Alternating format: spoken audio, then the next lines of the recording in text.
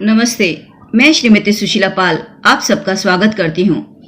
आज हम कक्षा 9वीं कुमार भारती से सच का सौदा यह पाठ पढ़ने जा रहे हैं, जिसके लेखक हैं सुदर्शन जी। मैं आपको यह बताना चाहती हूँ कि सच का सौदा एक चरित्रात्मक कहानी है। जीवन के किसी घटना का रोचकपूर्ण ढंग से, प्रवाही रूप से और चरित्रपूर्ण जो वर्णन किया जाता है, इस तरह के वर्णनात्मक कहानी को ही हम चरित्रात्मक कहानी कहते हैं। इस चरित्रात्मक कहानी में सुदर्शन जी ने स्वाभिमान से जीने और परिस्थितियों के सामने डटे रहने के लिए और किसी भी स्थिति में सिद्धांतों से समझौता न करने की बात कह रहे हैं। लेखक के मत के अनुसार सत्य की ही हमेशा विजय होती है। इस कहानी को पढ़ने से पहले हम लेखक का परिचय देख लेते हैं। लेखक सुदर्शन जी का जन्म 1896 में अविभाजित भारत अर्थात जब भारत का विभाजन नहीं हुआ था उस समय सियालकोट में हुआ था और इनकी मृत्यु 1967 में हुई थी। अब हम संक्षिप्त में इनका परिचय देख लेते हैं। आपका मूल नाम पंडित बद्रनाथ भट्ट था। गद्य और पद्य पर समान अधिकार रखने वाले सुदर्शन जी का दृष्टिकोण सुधारवादी एवं आदर्शवादी है।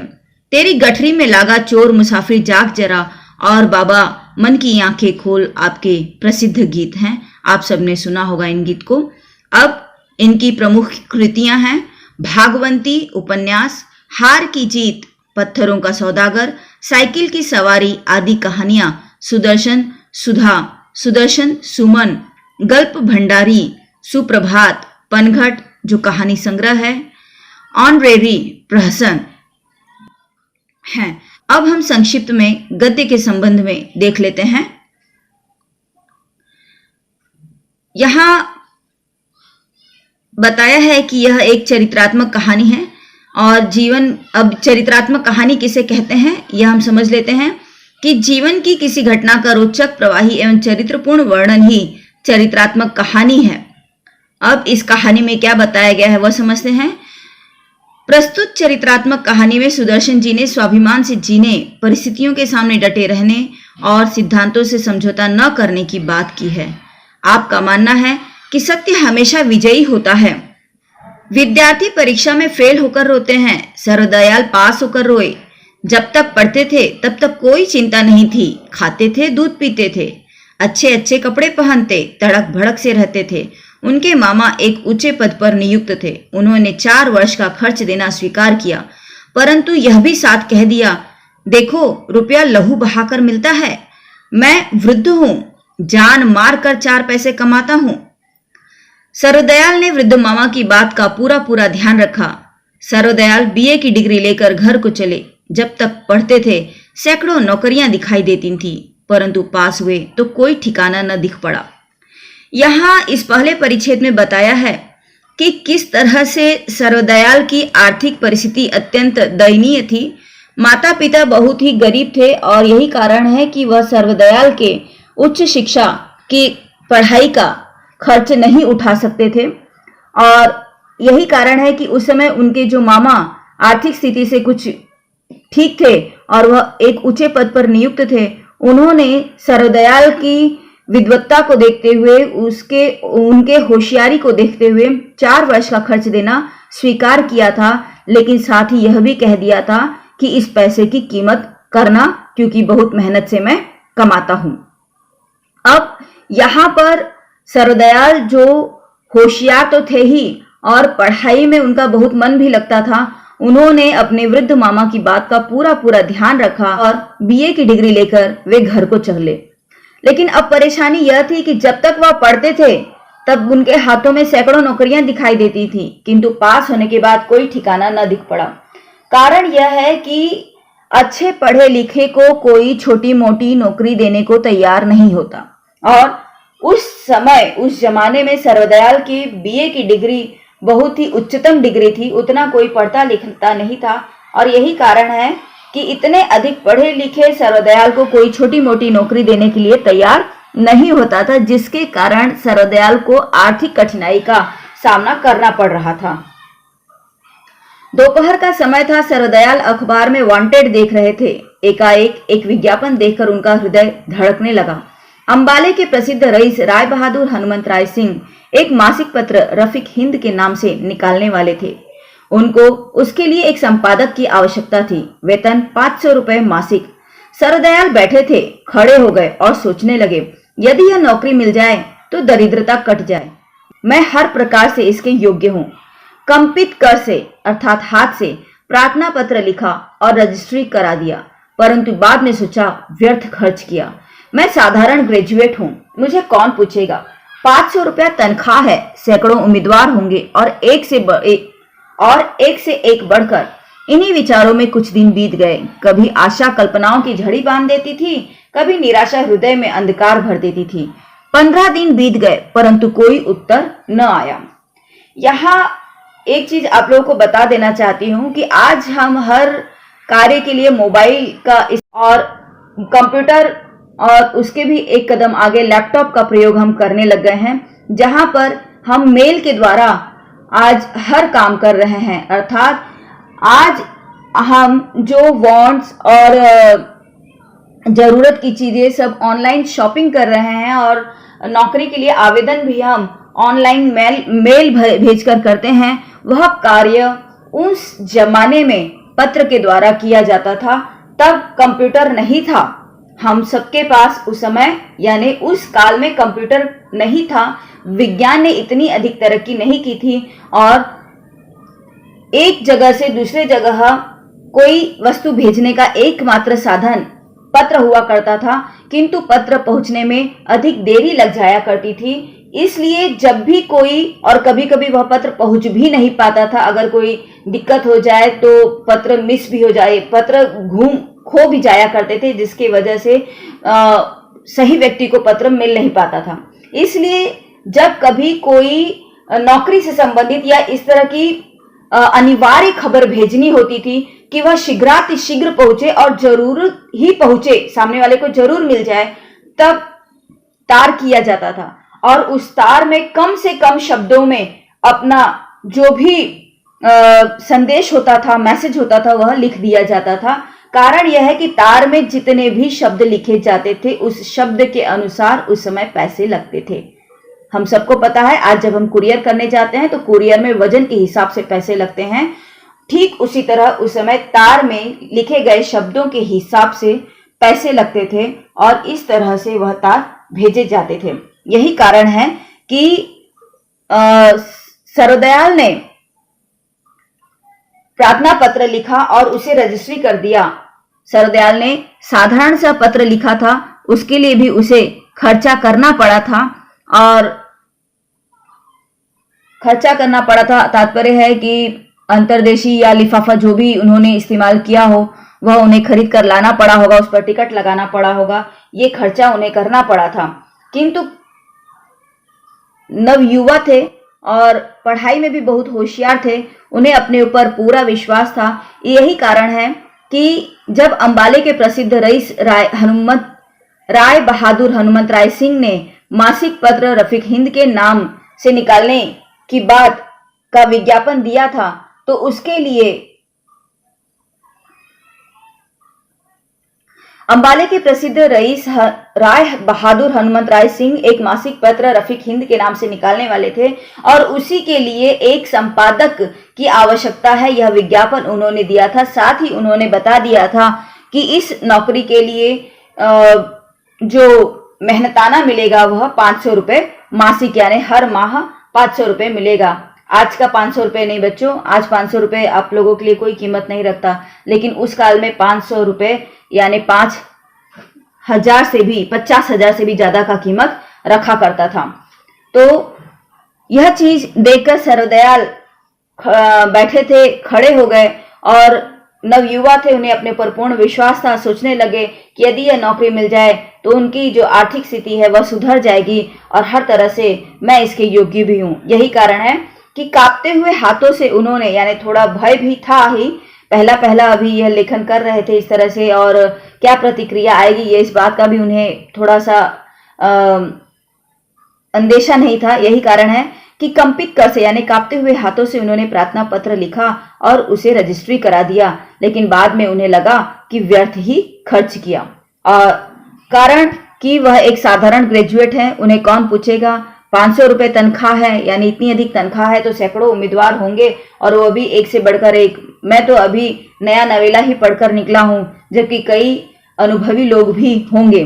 और यह विचार उनके दिमाग में कई कुछ दिनों तक आता रहा। कभी उन्हें आशा होती कि उन्हें वह नौकरी मिल जाएगी, लेकिन कभी निराशा भी होती कि यह नौकरी उन्हें बिल्कुल नहीं मिलेगी। इस तरह से 15 दिन आशा निराशा में बीत गए, किंतु कोई उत्तर नहीं आया। और जब तीसरा सप्ताह भी बीत गया और कोई उत्तर न आया तो सर्वदयाल निराश हो गए और समझ गए कि वह मेरी भूल थी। इतने में ही तार के चपरासी ने पुकारा और सर्वदयाल का दिल उछलने लगा। जीवन के भविष्य में आशा की लता दिखाई दी। लपके दरवाजे पर गए और तार देखकर उछल पड़े, क्योंकि उस तार में लिखा था, स्वीकार है, आ जाओ। यहाँ मैंने पहले ही आप लोगों को बताया है कि उस समय तार लिखे जाते थे जब कोई संदेशा तुरंत पहुंचाना होता था, यानी जल्द से जल्द यदि संदेशा पहुंच जाए और वह हम ये कह सकते हैं कि 100% हमें श्योर हो कि वह संदेशा पहुंचेगा ही, तो उसके लिए तार लिखा जाता था और उसमें कम से कम शब्दों का, क्योंकि शब्दों के हिसाब से वहाँ उसके पैसे लगते थे, तो कम से कम शब्दों में लिखा जाता था। तो यहाँ पर सर्वदयाल के पास भी एक तार आया था जिसमें लिखा था, स्वीकार है, आ जाओ। अब इस चीज को पढ़कर सर्वदयाल बहुत खुश हुए और उनका हृदय आनंद से गदगद हो रहा था और मन में सैकड़ों विचार उठ रहे थे और पत्र संपादन उनके लिए जातीय सेवा का उपयुक्त साधन था। सोचते थे, यह मेरा सौभाग्य है जो ऐसा अवसर मिला।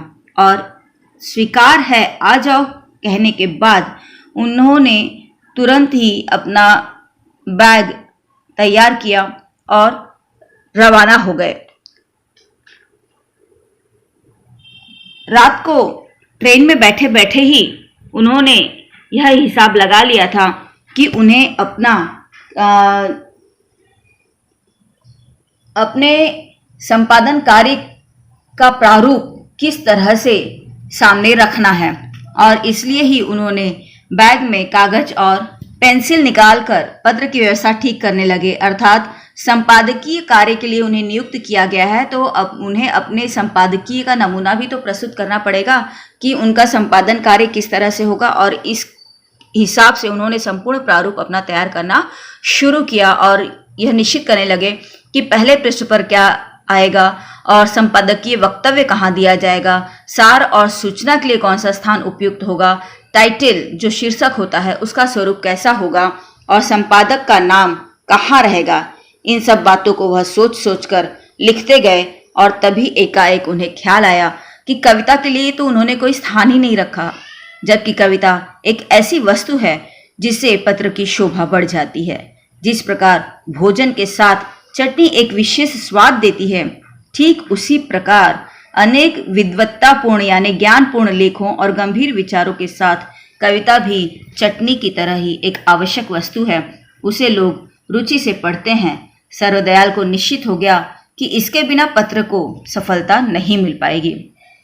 अब सर्वदयाल बैठे थे, खड़े हो गए और पत्र के तैयार किए हुए नोट गद्दे पर रखकर इधर उधर टहलने लगे। फिर बैठकर कागज पर सुंदर अक्षरों में लिखा, पंडित सर्वदयाल, बीए, एडिटर, रफीक हित, अंबाला। वे संपादन के स्वप्न देखा करते थे। अब आशा की हरी हरी भूमि सामने आ गई तो उनके कानों में वही शब्द, उस कागज पर जो शब्द उनके कानों में गूंजते गए वही शब्द वह कागज पर लिखते गए, पंडित सर्वदयाल, बीए, एडिटर, रफीक हिंद, अंबाला। देर तक इसी धुन और आनंद में मग्न रहने के पश्चात उन्हें रात को कब नींद आई यह पता ही नहीं चला, लेकिन जब आंख खुली तो दिन चढ़ चुका था और उनकी गाड़ी अंबाला स्टेशन पर पहुंच चुकी थी। इतने में ही एक नवयुवक ने पास आकर पूछा कि क्या आप रावलपिंडी से आ रहे हैं। अब वह गाड़ी अंबाला स्टेशन पर पहुंच गई थी और जहां उन्हें उतरना था तो वह उतरने की तैयारी में थे। पहले लोग कि इस तरह से व्यवस्था होती थी कि जो जाने वाले ये होते थे उन्हें लोग छोड़ने जाया करते थे, और जहाँ लोग पहुँचते थे वहाँ पर उन्हें लोग लेने के लिए आया करते थे ताकि उन्हें कोई तकलीफ ना हो।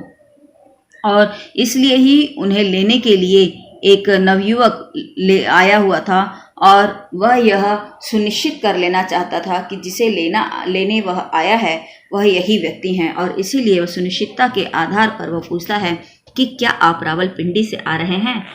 तब सर्वदयाल जी कहते हैं कि हाँ, मैं रावलपिंडी से ही आ रहा हूँ,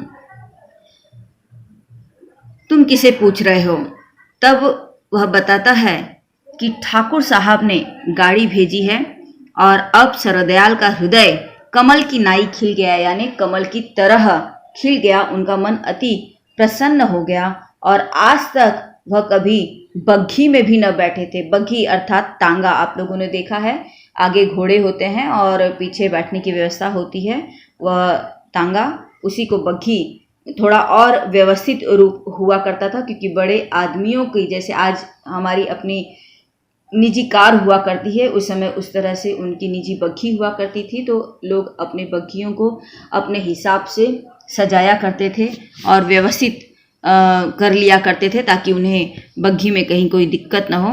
तो इस तरह से वह बग्घी में कभी आज तक बैठे न थे, फट तुरंत ही उचक कर यानी उछल कर चढ़कर उस पर सवार हो गए और आसपास देखने लगे। जब गाड़ी चली और एक आलिशान कोठी के हाथे में जाकर रुक गई, यानी आलिशान कोठी के गेट के अंदर जाकर वह रुक गई, तब सर्वदयाल का हृदय धड़कने लगा। क्योंकि जैसे आप लोग परीक्षा देने जाते हो तो थोड़ी सी घबराहट महसूस होती है, ठीक उसी तरह से सर्वदयाल जी भी तो नौकरी के लिए ही आए थे, और आज उनकी नौकरी के लिए परीक्षा ही तो थी। जब वह परीक्षा में पास हो जाते तो नौकरी उनकी हो जाती। इस तरह से होने के कारण सर्वदयाल का हृदय भी धड़कने लगा। पहली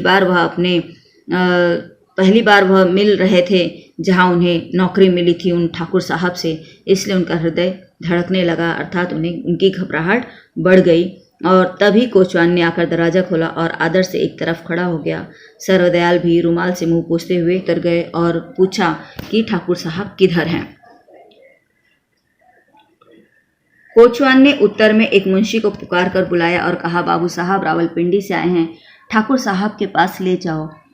रफीक हिंद के खर्च का ब्यौरा इसी मुंशी ने तैयार किया था, इसलिए तुरंत समझ गया कि यह पंडित सर्वदयाल है जो रफीक हिंद संपादन के लिए चुने गए हैं। आदर से बोला, आइए साहब। पंडित सर्वदयाल भी मुंशी के पीछे चले और मुंशी एक कमरे के आगे जाकर रुक गए और रेशमी पर्दा उठाकर बोले, चलिए ठाकुर साहब बैठे हैं।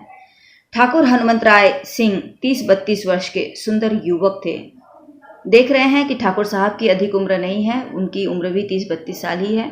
वह मुस्कुराते हुए आगे बढ़े और बड़े आदर के साथ सर्वदयाल से हाथ मिलाकर बोले, आप आ गए, कहिए राह में कोई कष्ट तो नहीं हुआ। उन्होंने औपचारिकता की और सर्वदयाल ने धड़कते हुए हृदय से ही उत्तर दिया, जी नहीं। आपके लेख बहुत समय से देख रहा हूँ, ईश्वर की बड़ी कृपा है जो आज दर्शन भी हुए। निसंदेह आपकी लेखनी में आश्चर्यमयी शक्ति है। यहाँ पर हालांकि सर्वदयाल जी ने ठाकुर साहब से यह पहली मुलाकात की थी और सर्वदयाल से ठाकुर साहब की भी यह पहली मुलाकात थी, लेकिन ठाकुर साहब सर्वदयाल के द्वारा लिखे गए लेखों को पढ़ा करते थे, जिसके कारण वे उनके बहुत प्रशंसक हो चुके थे।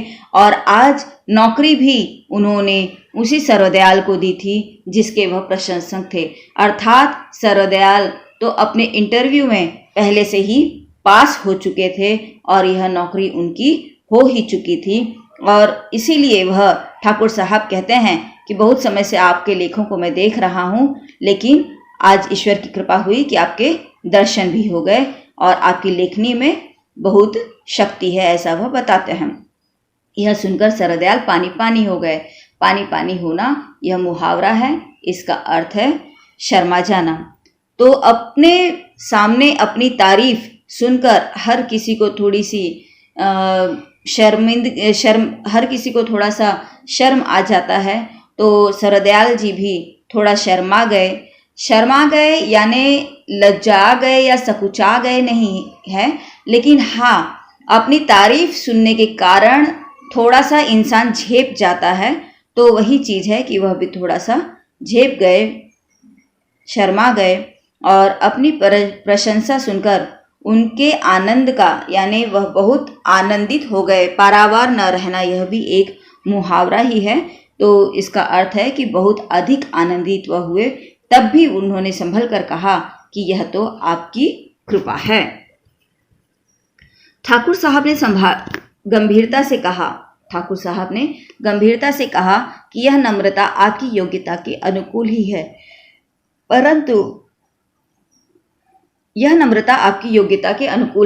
परंतु मेरी सम्मति में आप सरीखा लेखक पूरे पंजाब भर में नहीं है। रफीक हिंद का यह सौभाग्य है कि आप सा संपादक उसे प्राप्त हुआ है। अब सरदयाल के हृदय में जो आशंका थी कि नौकरी मिलेगी या नहीं मिलेगी वह भी दूर हो गई और वह समझ गए कि उन्होंने मैदान मार लिया है। मैदान मार लेना यह भी एक मुहावरा है। इसका अर्थ है कि वह जीत चुके हैं और यह नौकरी उनकी हो चुकी है। अब वे बात का रुख बदलने के लिए बोले कि पत्रिका कब से निकलेगी, तो ठाकुर साहब ने हंसकर उत्तर दिया कि यह प्रश्न तो मुझे आपसे करना चाहिए था। सर्वदयाल जी जिस दिन ठाकुर साहब से मिले थे वह दिन 15 फरवरी का था और सर्वदयाल ने कुछ सोचकर कहा कि पहला अंक 1 अप्रैल को निकल जाए, तो ठाकुर साहब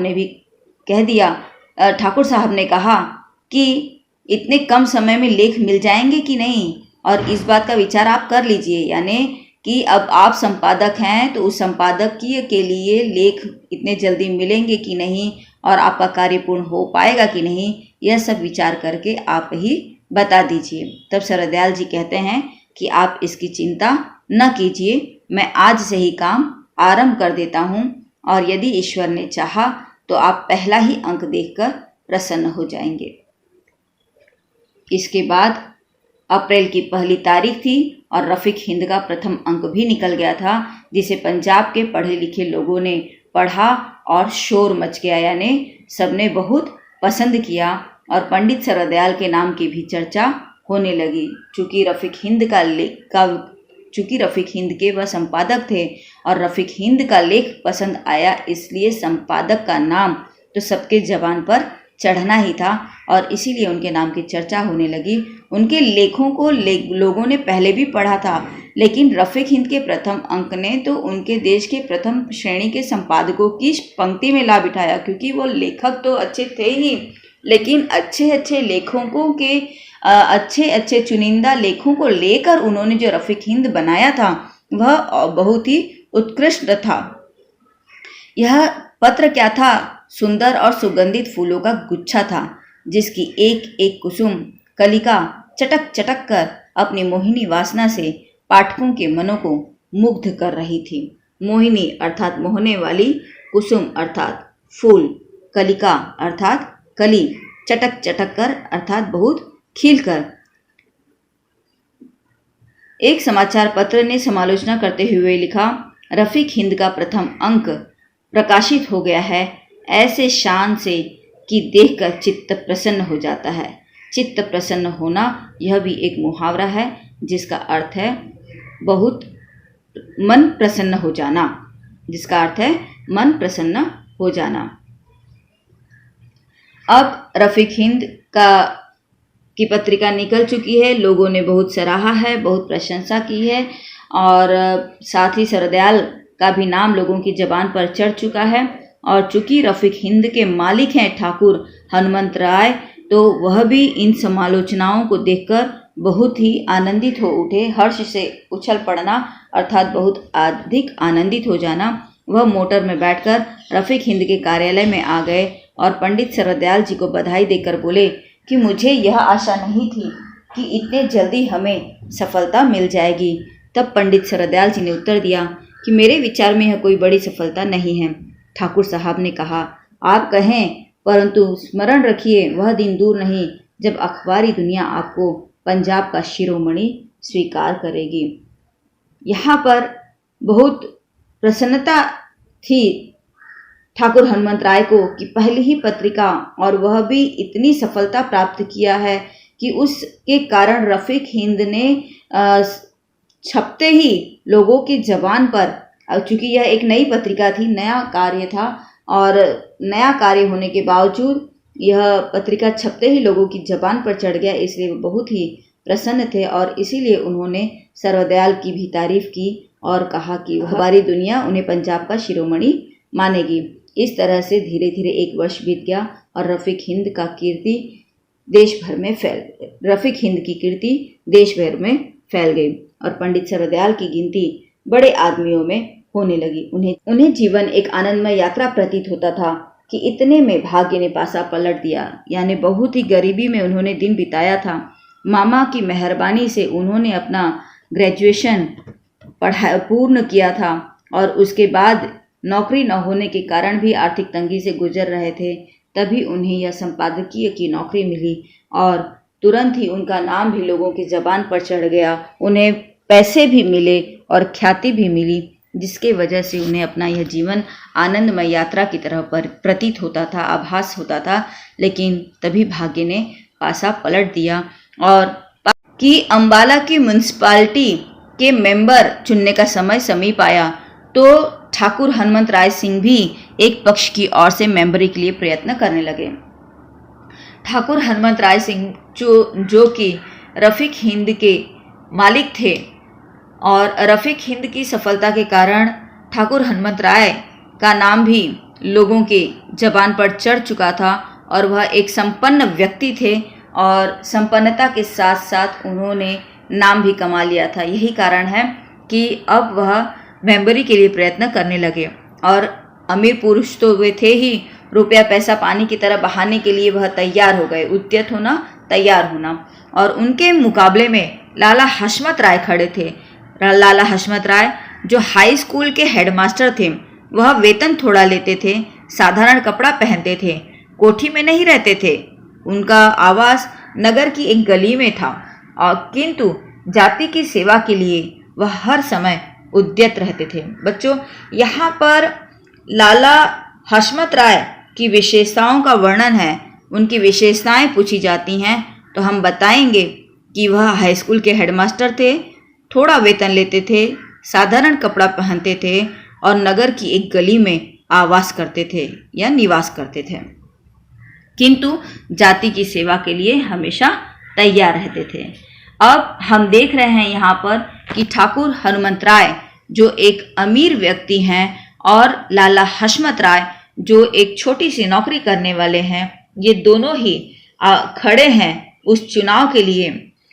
अब यहाँ ठाकुर हनुमंत राय सिंह जाति सेवा के अभिलाषी तो थे, किंतु उनके वचन और कर्म में बड़ा अंतर था। यानी वह भी चुनाव तो जीतना चाहते थे, लेकिन चुनाव जीतकर जहां लाला हशमत राय लोगों की सेवा करना चाहते थे, वहां ठाकुर हनुमंत राय की ऐसी कोई खास अभिलाषा नहीं थी।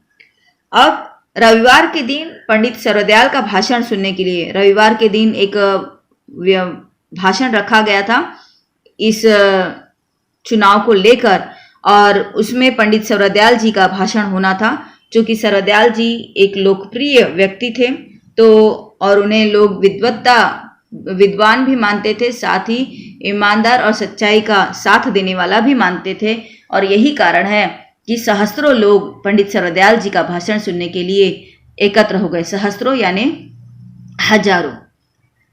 अब विज्ञापन में व्याख्यान का विषय म्युनिसिपल इलेक्शन था। विज्ञापन दिया गया था जिसमें व्याख्यान का विषय म्युनिसिपल इलेक्शन था। तो पंडित सर्वदयाल जी क्या कहते हैं, यह जानने के लिए लोग अधीर हो रहे थे। अब लोगों की आंखें इस ताक में थी कि देखे पंडित जी सत्य को अपनाते हैं या झूठ की ओर झुकते हैं। सत्य को अपनाना अर्थात लाला हशमत राय को साथ देते हैं या झूठ की ओर झुकते हैं अर्थात अपनी नौकरी के कारण ठाकुर हनुमंत राय का साथ देते हैं। यह लोग देखना चाह रहे थे और वह यही समझना चाह रहे थे, जानना चाह रहे थे कि सर्वदयाल जी न्याय का पक्ष लेते हैं या रुपयों का। तभी पंडित जी प्लेटफॉर्म पर आए, हाथों की तालियों से स्वागत किया गया, सबके कान प्लेटफॉर्म की ओर लगे हुए थे। तभी पंडित जी ने कहा, कि मैं यह नहीं कहता कि आप अमुक मनुष्य को वो अपना वोट दें, किंतु इतना अवश्य कहता हूं कि जो कुछ करें सोच समझकर करें। अब अपने इस एक वाक्य के द्वारा ही पंडित जी ने सभी को यह चेता दिया, यह बता दिया कि वह किसका साथ दे रहे हैं। और इस तरह से उन्होंने लोगों को कह दिया कि मैं ये नहीं कहता कि आप किसे वोट दीजिए, हाँ इतना जरूर कहता हूं कि जिसे भी दीजिए सोच समझकर दीजिए। अब ठाकुर हनुमंत राय को पूरा विश्वास था कि पंडित जी उनके पक्ष में बोलेंगे, क्योंकि वह उनके यहाँ नौकरी करते हैं। किंतु उनके भाषण को, उनके व्याख्यान को सुनकर उनके तन में आग लग गई। तन में आग लगना यह मुहावरा है जिसका अर्थ है उन्हें बहुत क्रोध आ गया। अब कुछ मनुष्य तो ऐसे थे जो पंडित जी की लोकप्रियता को देखकर उनसे जलते थे। उन्हें मौका मिल गया और वह अब ठाकुर साहब को भड़काने में लग गए कि यह क्या बात है, अन्न आपका खाते हैं और आप ही के विरुद्ध बोलते हैं। तभी ठाकुर साहब ने उत्तर दिया, मैंने उनके साथ कोई बुरा व्यवहार तो नहीं किया है, फिर न जाने क्या उनके मन में समाई है जो उन्होंने ऐसा कहा। हालांकि पंडित जी इस बात के लिए पहले से ही तैयार थे। उन्हें इस बात का पूरा आभास था कि उनके पक्ष में न बोलने के कारण, उनका साथ न देने के कारण उनकी नौकरी को खतरा हो सकता है और ठाकुर साहब नाराज हो सकते हैं। तभी ठाकुर साहब आए और उनको पूछा कि क्यों पंडित जी, मैंने क्या अपराध किया है। तभी पंडित सर्वदयाल का हृदय धड़कने लगा। अपने किसी बड़े से और जिसके यहाँ नौकरी कर रहे हैं खास उस व्यक्ति से बात करते समय थोड़ी सी घबराहट तो होती ही है। तो यही घबराहट पंडित सर्वदयाल जी के भी मन में थी। फिर भी उन्होंने साहस करके बोला कि मैंने कब कहा कि आपने कोई अपराध किया है। तब हनुमंत राय जी ने पूछा, तो इस भाषण का क्या मतलब हुआ। तो पंडित जी ने बताया कि यह भाषण का मतलब यह है कि यह प्रश्न मेरे सिद्धांत का है। तो सिद्धांत का है इसका मतलब क्या आप मेरे विरुद्ध अपना व्याख्यान देंगे। अब पंडित सर्वदयाल जी ने, देखो पंडित सर्वदयाल जी सरल स्वभाव के व्यक्ति थे, उन्हें ज्यादा लाग लपेट नहीं जमता बातचीत करने में, और उन्होंने सीधे सीधे भूमि की ओर देखते हुए जवाब दे दिया कि मैं आपकी अपेक्षा लाला हशमत राय को मेंबरी के लिए अधिक उपयुक्त समझता हूं। तभी हनुमंत राय नाराज हो गए और उन्होंने कहा कि यह सौदा आपको बहुत महंगा पड़ेगा। किंतु इस सौदे से यानी हशमत राय का साथ देने के लिए पंडित जी अपनी नौकरी को भी त्यागने के लिए तैयार थे और इसीलिए आपको बहुत महंगा पड़ेगा। सुनने के पश्चात पंडित सर्वदयाल जी ने सिर ऊंचा उठाकर उत्तर दिया कि मैं इसके लिए सब कुछ देने के लिए तैयार हूं। यह सुनकर ठाकुर साहब दंग रह गए। दंग रहना यह एक मुहावरा है, इसका अर्थ है आश्चर्य हो जाना। तो ठाकुर साहब भी पंडित जी के इस साहस को देखकर आश्चर्यचकित हो गए और बोले कि नौकरी और प्रतिष्ठा भी देने को तैयार हैं। तो पंडित जी ने जवाब दिया, हाँ नौकरी और प्रतिष्ठा भी। उस तुच्छ उद्यत कल के छोकरे हशमत राय के लिए, यानी उस हशमत राय का साथ देने के लिए तुम अपनी नौकरी और प्रतिष्ठा को देने के लिए तैयार हो। तो सर्वदयाल जी कहते हैं कि नहीं, मैं उस हशमत राय का साथ देने के लिए नहीं, बल्कि मैं सच्चाई का साथ देने के लिए नौकरी और प्रतिष्ठा का त्याग करने को भी तैयार हूं। हालांकि ठाकुर साहब गुस्से में जरूर थे और वह नाराज तो थे ही पंडित जी से, किंतु उन्हें यह ख्याल न था कि बात इतनी बढ़ जाएगी, और यह भी विचार उनके दिमाग में नहीं आया था कि यह विषय इतना दूर चला जाएगा। और जब बात आगे बढ़ भी गई तो वह पीछे भी नहीं हट सकते थे, इसलिए गरज कर बोले कि यह सच्चाई यहाँ न निभेगी। क्या तुम समझते हो कि इन भाषणों से मैं मेंबर न बन सकूंगा, अर्थात तुम्हारे साथ न देने से तुमने मेरे पक्ष में भाषण नहीं दिया, इसलिए मैं मेंबर नहीं बन सकूंगा, ऐसा सोचते हो। तो पंडित जी कहते हैं कि नहीं, मैं यह बात तो नहीं समझता हूं। तो ठाकुर ने पूछा कि फिर किस बात पर अकड़ते हो। पंडित जी बोले, यह मेरा कर्तव्य है और अपने कर्तव्य को पूरा करना ही मेरा धर्म है। बाकी जो परिणाम आएगा वह तो परमेश्वर के हाथ में है। अब इतना सुनना था कि ठाकुर साहब ने मुंह मोड़ लिया। पंडित सर्वदयाल जी तांगे पर जा बैठे और कोचवान से बोले, चलो। इसके दूसरे दिन ही पंडित सर्वदयाल ने त्यागपत्र भेज दिया। अब संसार की गति विचित्र होती है।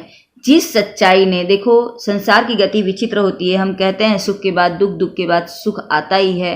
एक गोलाई से एक चक्र चलता है, तो ठीक इसी तरह से जैसे दिन के बाद रात, रात के बाद दिन, या सुख के बाद दुख और दुख के बाद सुख आता ही है, ठीक उसी तरह से जिस तरह से एक सच्चाई के कारण पंडित जी को नौकरी मिली थी और उन्हें सुख संपत्ति का दिन देखा था उन्होंने, उसी सच्चाई के कारण नौकरी करते समय ही पंडित सर्वदयाल प्रसन्न हुए थे और उसी सच्चाई के कारण आज उनकी नौकरी छूट रही है।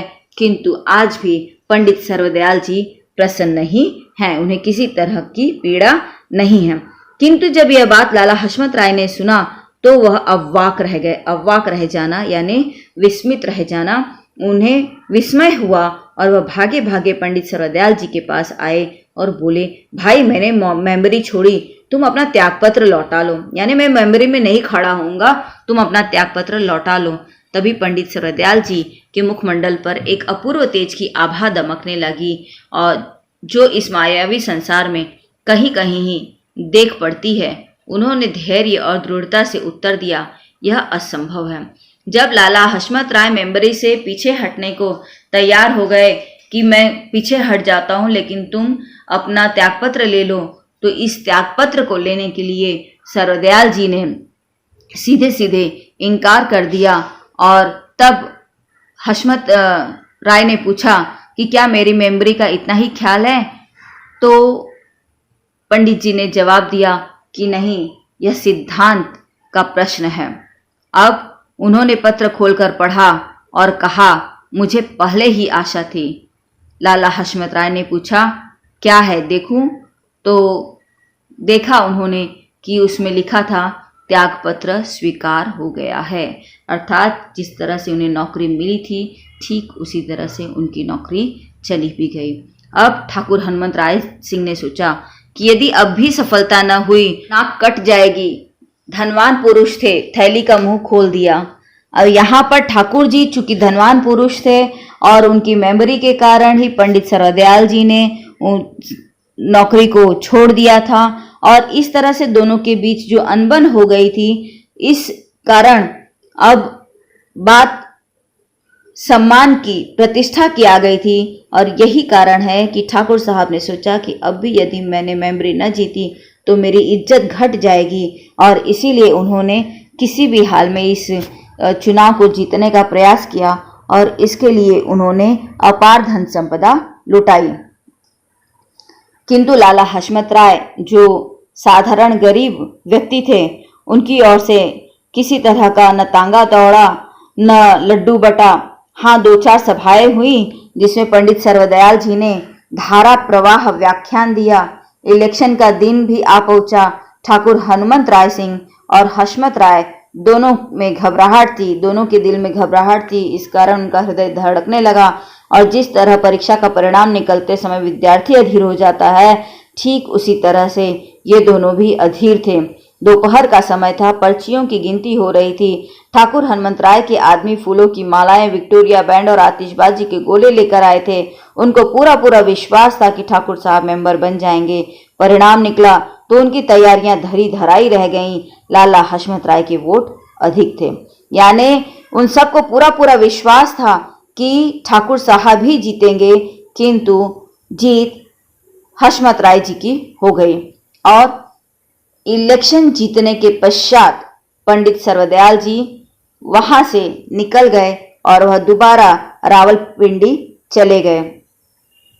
कैसी शोकजनक और हृदयद्रावी घटना है, जिसकी योग्यता पर समाचार पत्रों के लेख निकलते हों, जिसकी वक्तृताओं पर वाग्मिता निछावर होती हो, जिसका सत्य स्वभाव अटल हो, उसको आजीविका चलाने के लिए केवल 500 रुपए की पूंजी से दुकान करनी पड़ी। निसंदेह यह सभ्य समाज का दुर्भाग्य है। यहाँ पर लेखक ने बताया है कि किस तरह से योग्य व्यक्ति को धनवानों के आगे झुकना पड़ता है, और यदि योग्य व्यक्ति धनवानों के आगे न झुके तो जिस तरह से ठाकुर साहब की नाराजगी के कारण पंडित जी को त्यागपत्र देना पड़ा अपनी नौकरी से, और अपनी आजीविका के लिए उन्हें 500 रुपए की पूंजी से एक दुकान शुरू करना पड़ा, ऐसी ही दुर्दशा ज्ञानवान लोगों की होती है। वास्तविक रूप में यह हमारे सभ्य समाज का दुर्भाग्य है। अब घटना बहुत ही महत्वपूर्ण है, जरा ध्यान से समझिएगा आप लोग। प्रातः काल यानी सुबह का समय था। पंडित सर्वदयाल जी अपनी दुकान पर बैठे हुए रफीक हिंद का नवीन अंक देख रहे थे। पंडित सर्वदयाल जी ने रफीक हिंद भले ही छोड़ दिया था, वह उसकी संपादकी नहीं कर रहे थे, लेकिन जहां से हम जुड़ते हैं वह चीज हमारे शरीर से, तन से भले छूट जाए, मन से नहीं छूटा करती। तो ठीक उसी तरह से रफीक हिंद की नींव उन्होंने डाली थी, और यही कारण है कि वह उससे जुड़े हुए थे, और रफीक हिंद का नवीन अंक वह पढ़ रहे थे।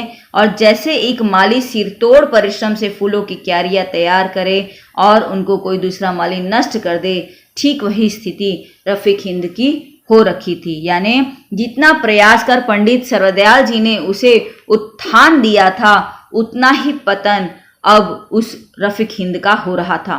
तभी उनके दुकान के सामने एक मोटर कार आकर रुकी, जिसमें से ठाकुर हनुमंत राय सिंह उतरे, और उन्हें देखकर पंडित सर्वदयाल जी चौंक पड़े, और उन्हें ख्याल आया कि मैं आंखें कैसे मिलाऊंगा। एक दिन था जब इनमें प्रेम का वास था, लेकिन उसी रुथान पर लज्जा का निवास है, यानी उसी प्रेम के स्थान पर आज लज्जा का निवास है। उन्हें थोड़ी सी लज्जा है क्योंकि वह मान सम्मान करते हैं, किंतु नौकरी भी तो छोड़ आए थे, और इस कारण उन्हें लज्जा है। अब ठाकुर हनुमंत राय ने पास आकर कहा, आहा पंडित जी बैठे हैं, बहुत देर के बाद दर्शन हुए, कहिए क्या हाल है। पंडित सर्वदयाल ने धीरज से उत्तर दिया, अच्छा है, परमात्मा की कृपा है। यह दुकान अपनी है क्या? जी हाँ। कब खोली? 8 मास के लगभग। चुपती हुई दृष्टि से देखा और कहा, यह काम आपकी योग्यता के अनुकूल नहीं है। पंडित सर्वदयाल ने बेपरवाही से उत्तर दिया, संसार में बहुत से मनुष्य ऐसे हैं जिनको वह यह करना पड़ता है जो उनके योग्य नहीं होता, मैं भी उनमें से एक हूँ। आमदनी अच्छी हो जाती है। पंडित सर्वदयाल अभी तक यही समझे हुए थे कि ठाकुर साहब मुझे जलाने के लिए आए हैं, किंतु अब इन शब्दों के द्वारा उनकी शंका दूर हो गई। अंधकार आवृत आकाश में किरण चमक उठी। उन्होंने ठाकुर साहब के मुख की ओर देखा, वहां धीरता, प्रेम और लज्जा तथा पश्चाताप का रंग झलकता था। आशा ने निश्चय का स्थान लिया, सकुचाए हुए बोले, यह आपकी कृपा है, मैं तो ऐसा नहीं समझता। अब यहाँ पर जो लज्जा का भाव सम्मान देने के कारण पंडित जी के मन में था, ठीक वही लज्जा का भाव, पश्चाताप का भाव, धीरज और प्रेम का भाव ठाकुर साहब के मुख पर भी था, जिसके कारण पंडित जी को यह सुनिश्चित हो गया कि ठाकुर साहब उन्हें यहाँ पर शर्मिंदा करने नहीं आए हुए हैं, और इसीलिए उनके प्रश्न का जवाब उन्होंने दिया कि बस यह आपकी कृपा है, मैं ऐसा नहीं समझता। किंतु अब ठाकुर साहब से न रहा गया। उन्होंने पंडित सर्वदयाल को गले से लगा लिया और कहा कि मैंने तुम पर बहुत अन्याय किया है, मुझे क्षमा कर दो। रफीक हिंद को संभालो, आज से मैं तुम्हें छोटा भाई समझता हूँ। परमात्मा करे तुम पहले की तरह सच्चे, विश्वासी, न्यायप्रिय और दृढ़ बने रहो, मेरी यही कामना है। यह इतना कहना था कि पंडित सर्वदयाल जी अब वाक रह गए। उन्हें बहुत आश्चर्य हुआ कि ये वह समझ ही नहीं सके कि क्या यह सब कुछ सच है, और सचमुच भाग्य ने फिर पलटा खाया। आश्चर्य से ठाकुर साहब की ओर वह देखने लगे। ठाकुर साहब ने अपने कथन को जारी रखते हुए कहा कि उस दिन तुमने मेरी बात रद्द कर दी थी, लेकिन आज यह न होगा। तुम्हारी दुकान पर बैठा हूं, जब तक हाँ न कहोगे तब तक यहाँ से नहीं हिलूंगा। पंडित सर्वदयाल की आंखों से आंसू छलकने लगे, गर्व से गर्दन झुका दी।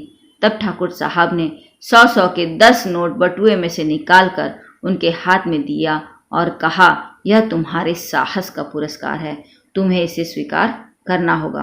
पंडित सर्वदयाल जी भी उसे अस्वीकार न कर सके। और तभी ठाकुर हनुमंत राय जब मोटर में बैठे तो पुलकित नेत्रों में आनंद का नीर झलकता था, मानो कोई निधि हाथ लग गई हो।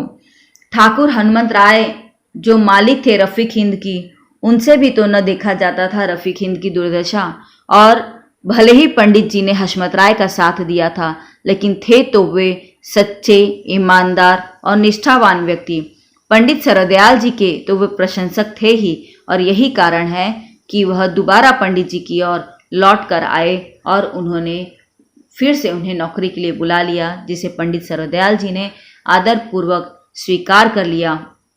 और यही कारण है कि जब ठाकुर हनुमंत राय वहां से लौटे, पंडित सरदयाल जी से मिलकर लौटे, तो उनके आंखों में आनंद था और उसी आनंद के आंसू दिखाई देते थे, यानी वो बहुत खुश थे। और जब इंसान बहुत खुश होता है तो उसकी आंखों में आंसू छलक उठता है। ठीक उसी तरह से इनके भी आंखों में आंसू छलक उठा था, मानो कि उन्हें कोई निधि या कोई पूंजी, मानो उन्हें कोई पूंजी हाथ लग गई है, यानी कोई पूंजी मिल गई है। अब हम यहाँ प्रश्न देख लेते हैं। पहला है संजाल पूर्ण करो। यातायात के साधन, यहाँ पर इस पाठ में जिन यातायात के साधनों का बताया गया है वह हम देख लेंगे। ये रेलगाड़ी, मोटर, बग्घी और तांगा, इन 4 यातायात के साधनों का वर्णन यहाँ पर किया गया है। प्रश्न ख है, पाठ्य पुस्तक के पाठ से 20 विशेष शब्द ढूंढ कर लिखिए। अब यहाँ पर 20 विशेष शब्द जो चुन कर लिखने हैं, इनमें से संज्ञा शब्द कौन से हैं, सर्वनाम शब्द कौन से हैं, विशेषण शब्द कौन से हैं, क्रिया शब्द कौन से हैं और अव्यय शब्द कौन से हैं। इस तरह के इन 5 तरह के शब्दों को हमें खोजकर लिखना है। यह कार्य आप लोग खुद कीजिए, और न समझ में आए तो संज्ञा, सर्वनाम, विशेषण, क्रिया और अव्यय से संबंधित मेरा वीडियो देख करके समझ सकते हैं, और उसके बाद इन शब्दों को खोजकर पाठ से लिख सकते हो।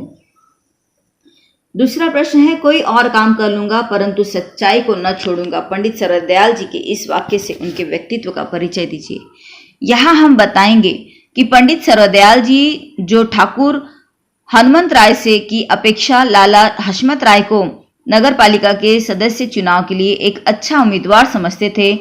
लाला हशमत राय हाई स्कूल में अध्यापक थे, थोड़ा वेतन लेते थे और गली के एक साधारण से मकान में रहते थे। जिसके विपरीत ठाकुर हनुमंत राय एक पुराने रईस थे और उनके पास पैसों की कोई कमी नहीं थे। उनके सामने खड़ा होना सबके वश की बात भी नहीं थी। किंतु पंडित सरदयाल जी नगर पालिका के चुनाव में सत्य और सिद्धांत के साथ चलने का निश्चय कर चुके थे, और उन्हें लगा था कि हशमत राय ठाकुर हनुमंत राय से अच्छे प्रत्याशी हैं, और इसीलिए उन्होंने लाला हशमत राय का त्याग दिया। भले ही इसके लिए उन्हें अपने सुख की नौकरी का त्याग करना पड़ा, किंतु वह भी त्याग इन्होंने किया और उसके बाद एक दुकान खोलकर उस पर बैठना कबूल किया। किंतु सत्य का साथ उन्होंने नहीं छोड़ा। उनका यह कथन जो है उनके दृढ़ व्यक्तित्व का परिचय देता है। व्यक्ति को अपने सिद्धांतों से समझौता नहीं करना चाहिए। कहानीकार की राय में सत्य विजयी होता है, और इसीलिए ठाकुर हनुमंत राय पंडित सरदयाल को रफीक हिंद मासिक पत्र का फिर से संपादक बना देते हैं। उम्मीद है यह पाठ आप लोग अच्छी तरह से समझ चुके हो। कहीं कोई दिक्कत हो तो मुझसे पूछ सकते हो, कमेंट कर सकते हो। वीडियो पसंद आया है तो लाइक कीजिए, शेयर कीजिए अपने मित्रों को, कमेंट कीजिए कि यह वीडियो आपको कैसा लगा, और अब तक सब्सक्राइब नहीं किया है तो सब्सक्राइब कीजिए। धन्यवाद।